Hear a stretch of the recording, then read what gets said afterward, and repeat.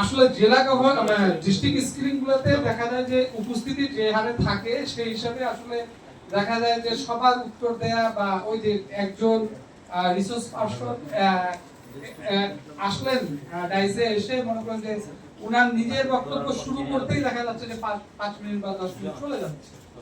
একটা জিনিসকে উপস্থাপন করতেই তো সময় চলে যায়, কিন্তু তাছাড়া উপায়ও থাকে না, কারণ সময় তো কম, সময়ও থাকে না এবং বোঝানো যায় না। উনি উপস্থাপন করবেন কি, আপনারা প্রশ্ন করবেন কি, উনি উত্তর দিবেন কি। 10 মিনিট তো একেবারে কম সময়। এই যে আমি বক্তব্য দিচ্ছি মনে হয় যে 5 মিনিট চলে গেছে। তো বিষয়টি হচ্ছে এরকম। তো আমি অনুরোধ করব, আমাদের কিন্তু মূল শক্তি হচ্ছে ক্লাব। আমরা যতই যাই বলি না কেন, আমি আগামী বছরে যত ভালো ভোট করি না কেন, যত ভালো বোর্ড ডাইরেক্টরদেরকে নিয়ে কাজ করি না কেন, ডিস্ট্রিক্ট গভর্নরকে নিয়ে কাজ করি না কেন, ক্লাব পর্যায়ে যদি শক্তিশালী না হয় তাহলে কিন্তু আসলে অ্যাসোসিয়েশনকে সামনের দিকে নিয়ে যাওয়া সম্ভব না। তো যেহেতু এই ডিস্ট্রিক্টে 17টি ক্লাব রয়েছে, আমি আজকে উপস্থিতি আরো ভালো হলে খুশি হতাম। তো আমি আশাবাদী মানুষ, সামনের দিনে আরো ভালো উপস্থিতি হবে এই প্রত্যাশা রাখছি। এবং সেই সাথে আমি জেলা গভর্নরকে ধন্যবাদ জানাই যে উনি পরিশেষে শেষমেশ আর কি জেলা স্কুলিং টিম করতে সম্মতি জ্ঞাপন করেছেন এবং করেছেন। যদিও আমাদের ন্যাশনাল প্রেসিডেন্ট তার উপরে মোটামুটি ভালোই একটা ইয়া দিয়েছিলেন যে না, ডিস্ট্রিক্ট স্কুলিংটা করতেই হবে।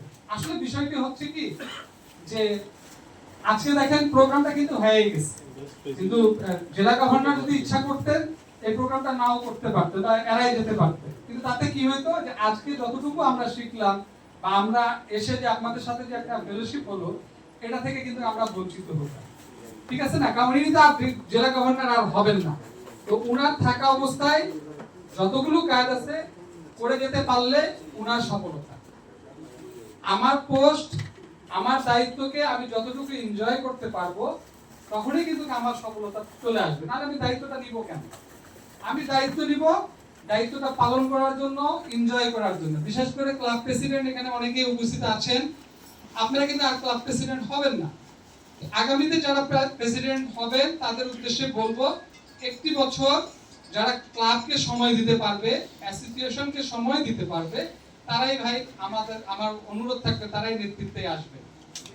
তাহলে ভাই দায়িত্ব নেওয়ার দরকার নেই। আমাদের এখানে একজন ডাইনামিক প্রেসিডেন্ট আছেন, আমাদের নারায়ণগঞ্জ ক্লাবের প্রেসিডেন্ট। গত বছর এই নারায়ণগঞ্জ ক্লাবকে কিন্তু খুঁজে পাওয়া যাচ্ছিল, আসলে কিন্তু তাই বাস্তব কথা।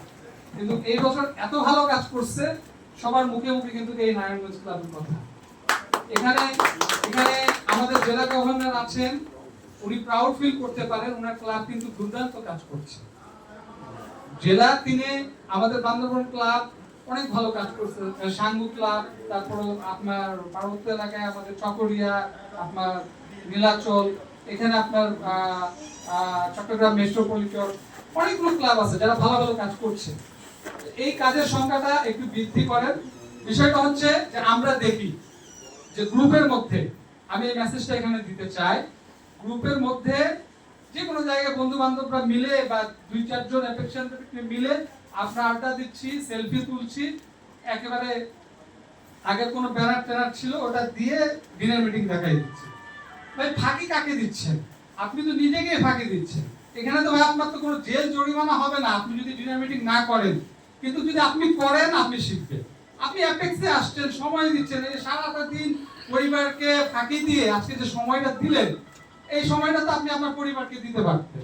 এই যে একটা মানুষ সেই মনে করেন যে ঢাকা থেকে আসছে, এক একজন খুলনা থেকে আসছে, আমি রংপুর থেকে আসছি, কি দরকার ভাই? বিষয়টি হচ্ছে যে আমরা সময়, আমার কথা হলো যে আমরা ওই যে ফাঁকিবাজি জিনিসটা যাতে না করি। আমি অন্তত প্রত্যাশা করব 2026 সালে এই জিনিসগুলো যাতে কেউ না করে। আমি ভাই কারো প্রতি কিন্তু কোনো নোটিশও পাঠাবো না বা মনে করেন যে কোনো শাস্তি দিতে যাবো না, কিন্তু যেটা করবেন সেটাই দিন। আমার কথা হচ্ছে যে সারা বছরে যদি একটাই প্রোগ্রাম করেন সেটাই যাতে আসে। এই যে নিজেকে ফাঁকি দেয়া, এই ফাঁকি দেওয়ার কাছ থেকে বিরত থাকতে হবে আমাদের। বিষয়টি হচ্ছে যে আমরা বেশি তো না, বিষয়টা হচ্ছে যে আমরা এই ক্লাবকে, এই অ্যাসোসিয়েশনকে ভালোবেসে আমরা কাজ করি। সবাই ভালো থাকবেন, আমি আর কথা বাড়াবো না। আপনারা প্রত্যেকেই আমার জন্য দোয়া করবেন আগামী দিনে যাতে নেতৃত্বে যাতে এই অ্যাসোসিয়েশনকে ভালো কিছু উপহার দিতে পারি, এবং পাশাপাশি আগামী দিনে যারা নভেম্বর মাসে ক্লাব লেভেল থেকে যারা নেতৃত্বে উঠে আসবেন এবং যারা জেলা গভর্নর হিসাবে নির্বাচিত হবেন তাদেরকে অগ্রিম অভিনন্দন। সকলকে ধন্যবাদ।